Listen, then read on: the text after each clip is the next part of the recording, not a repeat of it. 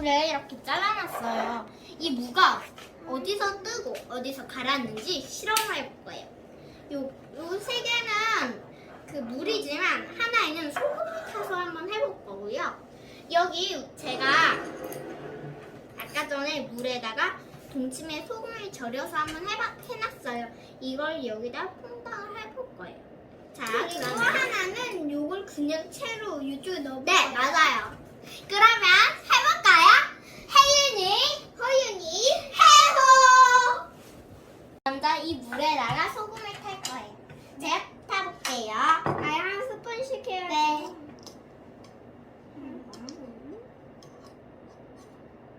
소금 같아요. 맞아요. 아니, 허윤이요. 이만큼. 넣어보세요. 그 다음에 제가 섞어요. 잘 적고 있을게요. 그동안 호윤이 씨는 요거를 여기다 한번 퐁당퐁당. 숟가락이 대빵 커요. 네, 요 물을 여기 물에다가 퐁당퐁당 해주시면 돼요. 계속 지금까지 해서 요게 다 녹은 것 같아요. 여기도 3개 넣었어요. 네.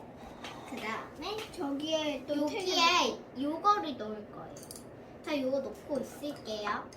저 여기에다가 한번 넣어보세요. 무 3개만 넣으면 돼요. 3개. 둘다 떠요.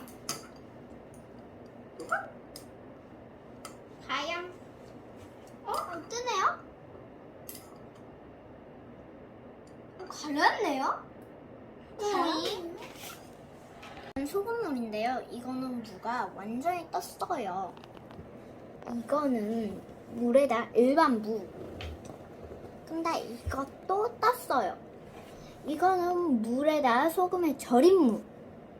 근데 이거는 다른 거에 비해서 조금 가라앉았어요. 왜 그럴까요? 댓글로 알려주세요. 빠이빠이. 그런 거예요, 감독님. 왜 이건 뜨고 가라앉는 거예요?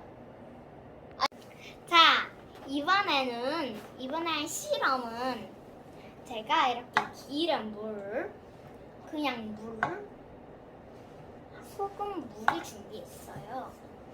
그거에다가 이렇게 빨대를 똑같은 크기로 준비를 했어요.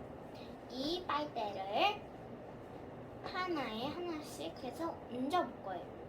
그런데 그러려면 두 개가 다 똑같아야 되잖아요. 이렇게 준비했어요! 우와! 내가 펴볼래. 이렇게 제가 똑같이 표시한 네임펜으로 3번을 찍을 거예요. 자, 이런 고무차를 내일 집에서 준비해 주시면 돼요. 고무차를. 아니면 이런 걸 준비할 수 없다. 그러면 그냥 동그랗게 만들어서 꾹꾹 똑같은 자로 꾹꾹 눌러주시면 돼요.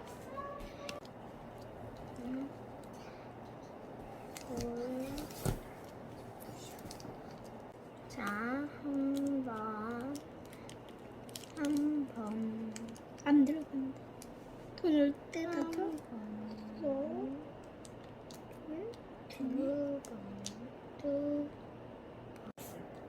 저 그냥 물에 저는 살짝 전안 되는데요?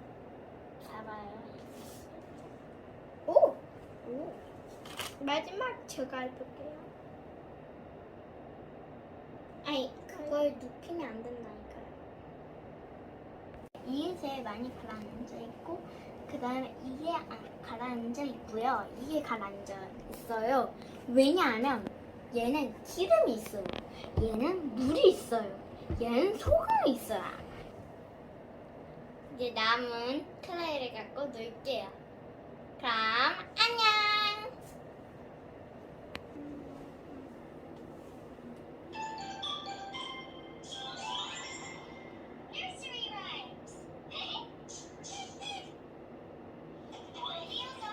보고 싶은 게 있는데 가져도 돼요? 안 돼. 그럼 크지만 가벼운 것, 작지만 무거운 것 어떻게 비교할 수 있어요? 무게를 비교할 때는 같은 크기로 잘라 무게를 재야 돼요. 같은 크기당 물체의 무게를 바로 밀도라고 합니다. 밀도 조금 어려워요.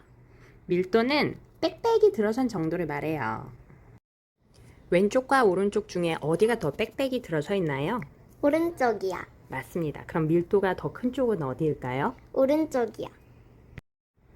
물과 비교해 봤을 때 물의 밀도보다 크면 물에 가라앉습니다. 그렇다면 물의 밀도보다 작으면 어떻게 될까요? 떠야. 맞습니다.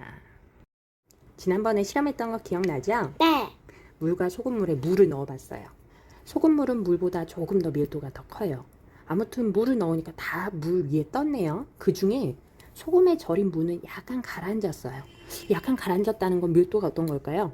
커요. 오, 맞네요. 밀도가 좀 더 커져서 얘가 살짝 가라앉은 걸 볼 수 있었어요. 밀도를 이용한 건 우리 생활에 많이 쓰여요. 달걀의 신선도를 확인하는 방법도 있죠.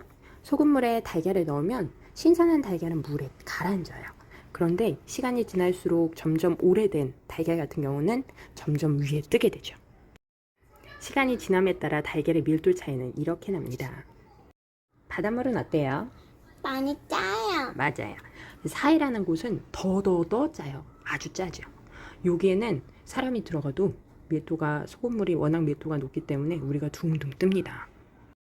유조선이 뭐예요? 기름을 싣고 가는 배라고 생각하면 쉬워요. 만약에 기름 싣고 가는 배가 사고가 나면 그 기름이 바다로 흘러가겠죠? 네. 그럼 바다의 어느 쪽에 있을까? 위쪽에요. 맞아요. 우리 기름 둥둥 뜨는 거 알죠? 바로 물보다 기름이 더 밀도가 작기 때문에 위에 떠요. 그래서 지금 그 사고가 난 기름을 치우는 모습이에요.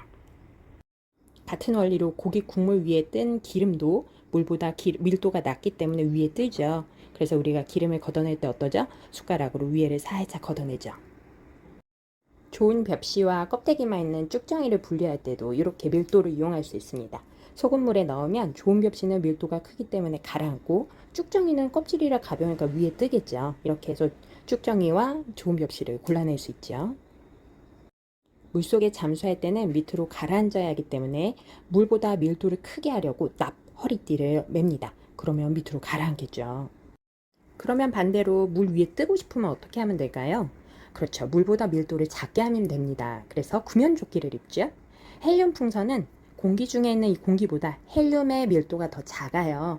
그래서 헬륨에 들은 이 풍선은 바로 공기 중에 위로 둥둥둥 뜨게 되는 거죠.